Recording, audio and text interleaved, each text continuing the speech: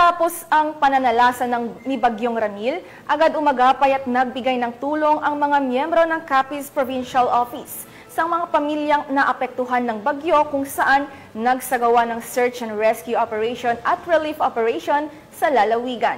Magre-report dyan si Patrolwoman Medeline Bangsagon.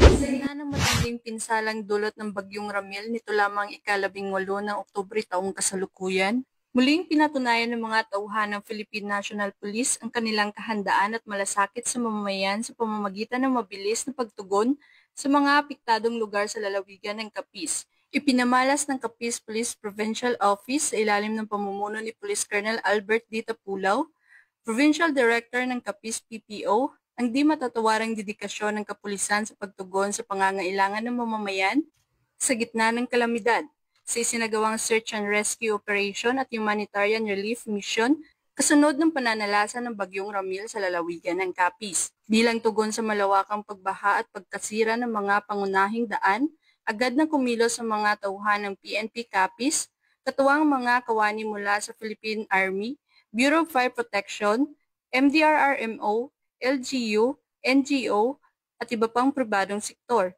upang iligtas ang mga residenteng naipit sa rumaragasang tubig baha sa iba't ibang bahagi ng lalawigan.